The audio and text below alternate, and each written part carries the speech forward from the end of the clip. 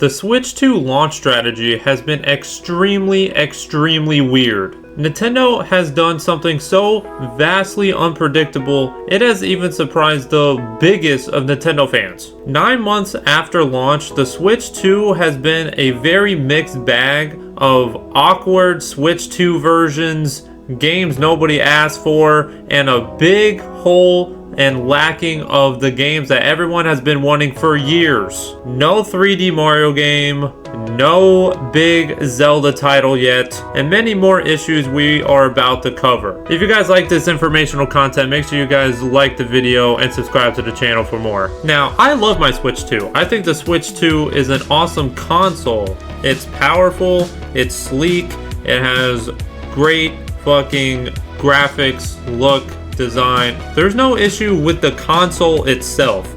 The actual hardware is fantastic. The problems are with the games. Everyone has been dying for a new 3D Mario game. Odyssey last came out in 2017. It has been 9 years since a 3D Mario game, and the only thing that we've gotten on the 3D department has been Bowser's Fury, which is about 2 hours of gameplay tacked onto Mario 3D World. Nintendo really saw that and thought that that was enough 3D Mario to carry for 10 years almost. And that's just crazy. Instead of launching the Switch 2 alongside big heavy hitters like a 3D Mario game or a big time Zelda game, they launched it with Mario Kart World, which in theory should be good. It makes sense. Mario Kart's one of the biggest franchises Nintendo has. It's the biggest racing game. Mario Kart 8 Deluxe is one of the most successful video games of all time. It makes sense. Like, I understand it, but they just let that game die.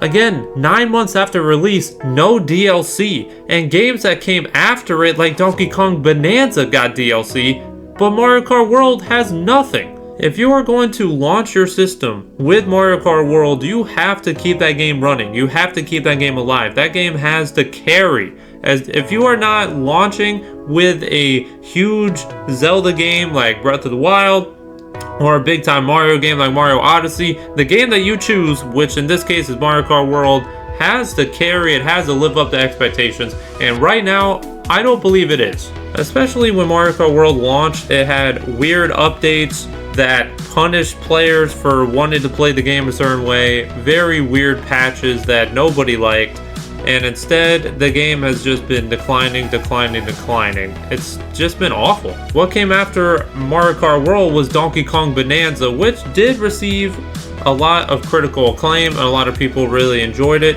To me, I thought it was disappointing. I'm not a big fan of Donkey Kong Bonanza, but what even made me even more disappointed was the fact that that was the Odyssey team. That could have just been another Mario game made by the same people that made the best Mario game of all time, in my opinion. They could have used those resources on 3D Mario, but instead we get Donkey Kong. And I don't think Donkey Kong Bonanza is like terrible, like absolutely dog shit or nothing. It's not bad. I just found it a little disappointing. To me, the gameplay just got extremely repetitive. Just punching the ground over and over and over got really boring after a while. I don't think the game was fantastic. I think that could have been a much better use of resources, in my opinion. And then that game got really lazy DLC that nobody asked for, nobody liked, and nobody talked about after the day it came out. Donkey Kong Bonanza is, again, a pretty niche game. Like, Donkey Kong hasn't gotten that many games. It's the first game since, like, Tropical Freeze, I believe. So, kind of weird strategy going with, like, not your big heavy hitters. And we're going to hammer that point home next with the fact that the next game that came out was Kirby Air Riders. Kirby Air Riders. Not even Kirby Air Ride 2. They even botched the name because people didn't know if this was a sequel, a new game, or what it was. Kirby Air Riders, weird name, weird game. And again, I don't think this game is bad, but Donkey Kong Bonanza, Kirby Air Riders are not games that are going to sell consoles. These are niche titles to niche fan bases within the Nintendo community that are very small targeted groups of people that are going to really love these games. You need your big characters like Mario, like Zelda to sell your console, not niche Kirby games. That's not even a mainline Kirby game. That's a Kirby spin-off game.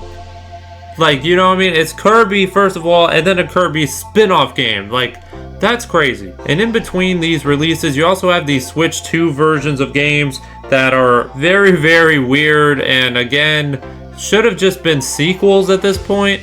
Nobody asked for a DLC Switch 2 version of Kirby and the Forgotten Land. Absolutely no marketing, no push, no attention to that at all. That shit just like shadow dropped. I haven't seen a single creator talk about it. I haven't seen anybody make any type of content on that at all. It's probably just thrown to the wayside. Waste of resources, waste of time, nobody cares. Just a weird strategy that could have just been a sequel, a new game, and then people will start to care about it. The fact that it's a Switch 2 version, people need a Switch 2 to play it. Nobody knows exactly what it is. Just weird strategy. Mario Party Jamboree also got a Switch 2 version, and yeah, those controls, those new weird mini games, ain't nobody fucking with that. Ain't nobody fucking with that at all. Jamboree was a disappointment to me, and the fact that that got a Switch 2 version and somehow made the game even worse is bonkers. Around the release of Kirby Air Riders, a Zelda game that is a main plot point in the Zelda franchise, a big lore drop, a game that is actually important to fans that care about the lore. Breath of the Wild, Tears of the Kingdom, Hyrule Warriors Age of Imprisonment came out, which again, this is a very important game, or should be a very important game to Zelda fans, because that game actually ties in to Tears of the Kingdom. That's what happened to Zelda, where she went back in time to save the Master Sword, fought the imprisoning war. That's where she was during Tears of the Kingdom. That was her story. That's very important lore.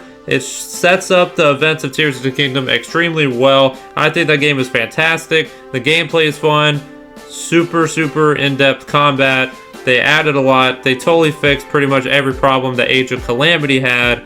And again, the story is important. And the reason why I keep saying that is because this game got no marketing. Other games like Kirby Air Riders that were coming out for Switch 2 had its own directs.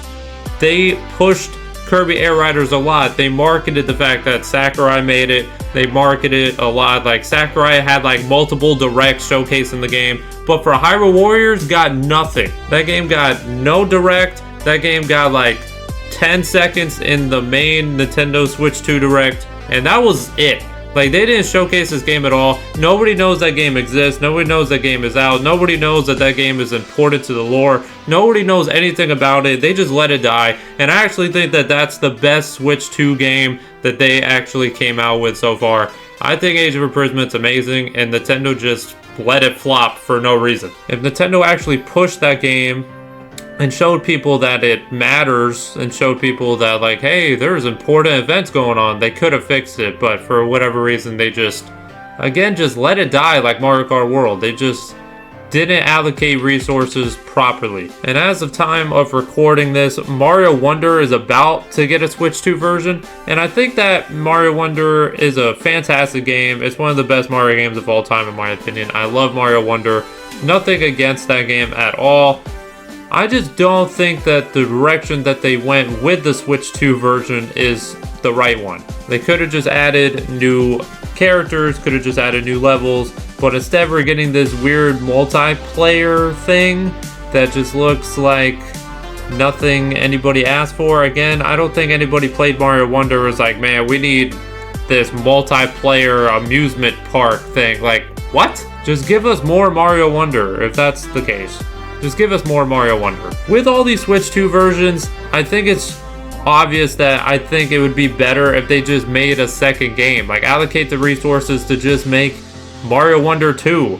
Make the next Mario Party game. Like, you know what I mean? Instead of just adding to these previous titles with some weird modes that I just don't think anybody cares about, or that they're marketing properly at all. They're not showcasing really what they are. They're choosing weird games to give Switch 2 versions for.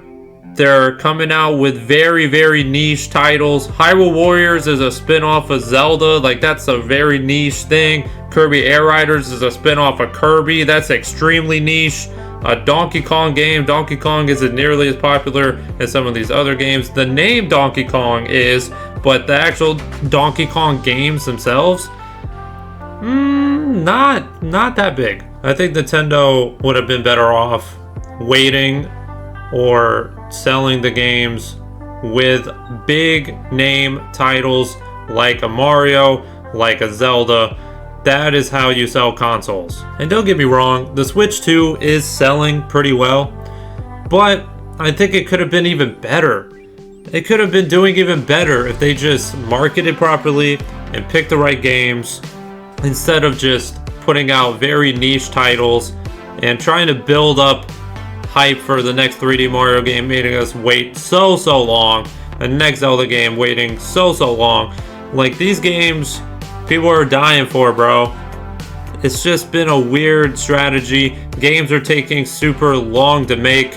Games are taking way longer to make than they used to. And I understand, you know, development cost and time management, I get it. But I think Nintendo has been kind of dropping the ball recently. But y'all let me know what you guys think about the Switch 2 launch cycle.